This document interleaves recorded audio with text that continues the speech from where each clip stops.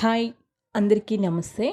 మనకు టైం లేనప్పుడు వండటానికి, టైం లేనప్పుడు కర్రీస్ అవి చేయడానికి టైం అనేది లేనప్పుడు మనము సింపుల్‌గా ఎగ్‌తో ఇలా ఎగ్ పొరటు అనేది మనం చేసేసుకుంటే చపాతీలకు కానీ, టిఫిన్‌లకి కానీ, రైస్‌లకి కానీ మనము వడ్డించుకొని కమ్మగా తినేసేయొచ్చనమాట.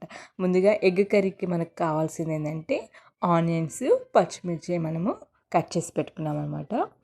ఇవి మనం ఎన్ని ఎగ్స్ అయితే తీసుకుంటామో అంత క్వాంటిటీ ఆనియన్స్ అనేది మనం తీసుకోవాలనమాట. కారం అనేది వేసుకుంటాం కాబట్టి మళ్ళీ అందుకే పచ్చిమిర్చి స్పైసీగా తినేవాళ్ళు ఒక 2, 3 ఎక్స్ట్రా వేసుకోవచ్చు. నేనైతే ఒక 3 అయితే తీసుకున్నాను. ఇప్పుడు ఎగ్స్ అయితే 3 ఎగ్స్ అయితే తీసుకున్నాను నేను. ఆ ఎగ్గుని మనము పగలగొట్టి మనం ఇట్లాగా ఆ ఎగ్ లోపల ఉన్న ఇట్లా ఆ మిశ్రమాన్ని అయితే ఒక బౌల్లో అయితే కలిపి పెట్టుకున్నాను. నేనైతే కారము, సాల్ట్ అన్నీ వేసేసి కొంచెము ఈ ఎగ్లో కలిపి పెట్టేసుకున్నాను ఒక బౌల్లో. ఇప్పుడు అయితే మనము గ్యాస్ అనేది వెలిగించేసుకున్నాం, స్టవ్ అనేది వెలిగించేసుకున్నాము. ఇప్పుడు మనము ఎగ్ కర్రీకి కావాల్సింది కదా, ఒక కడాయి అనేది పెట్టేసుకున్నాం ఎగ్ కర్రీకి.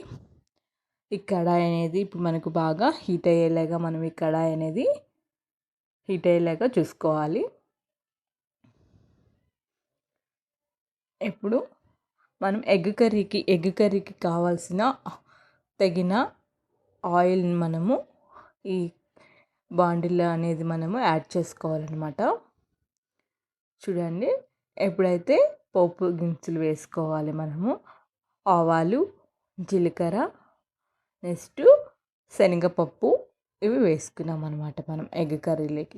నెక్స్ట్ ఇంకొంచెం మినపప్పు అనేది మినపగుండ్లు అనేది వేసుకుంటే తాలింపు గింజలకి ఇవి ఉంటేనే మంచిగా ఉంటుందన్నమాట.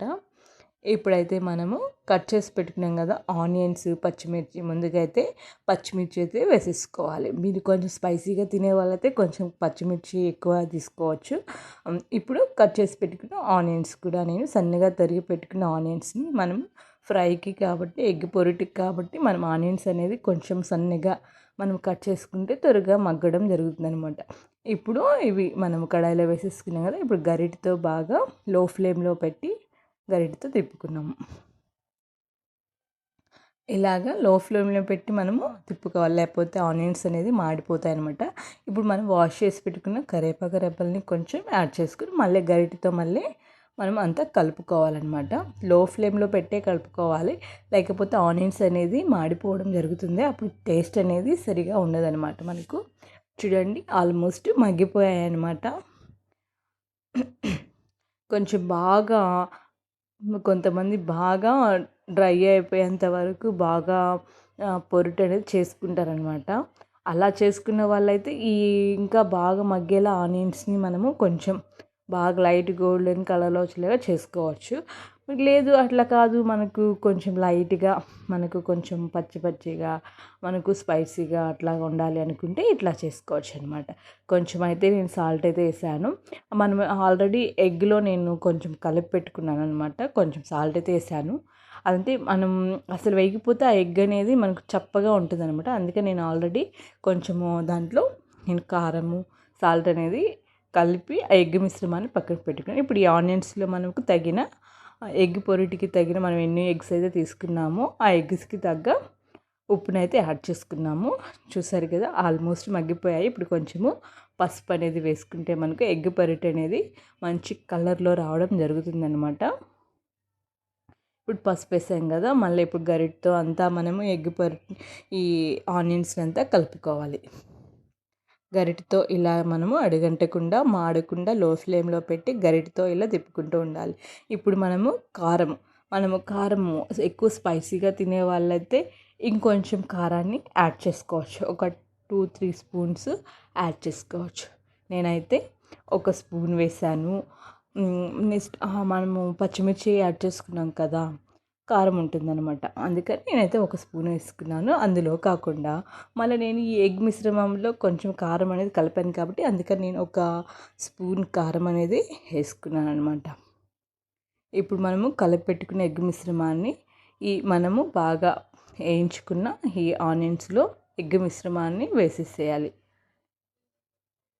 ఇలాగా లో ఫ్లేమ్లో పెట్టి ఈ ఎగ్ మిశ్రమాన్ని వేసుకున్నాక గరిటెతో ఇలా ఈ ఎగ్గినంతా మనము ఈ ఆనియన్స్లో కలిసేలాగా గరిటెతో తిప్పుకోవాలి. అలా తిప్పుకోవడం వల్ల మనం వేసిన ఉప్పు కారం ఇవన్నీ మనకు ఎగ్లో పడతాయి అన్నమాట.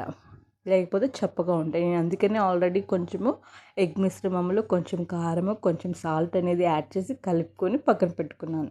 అదనమాట. అంటే మనం రైస్లోకి అట్లా తిన్నప్పుడు మనకు సరిపోతుందనమాట. ఇట్లాగా స్పైసీగా ఉంటుంది. అదే చపాతీలోకి టిఫిన్లోకి అయితే సరిపోతుంది. రైస్లోకి సరిపోదు కదా, స్పైసీగా ఉంటే రైస్లోకి బాగుంటుంది తినడానికి. ఇట్లాగా మనము చూసారు కదా, ఇప్పుడు ఎగ్ మిశ్రమం అంతా కలిసిపోయింది.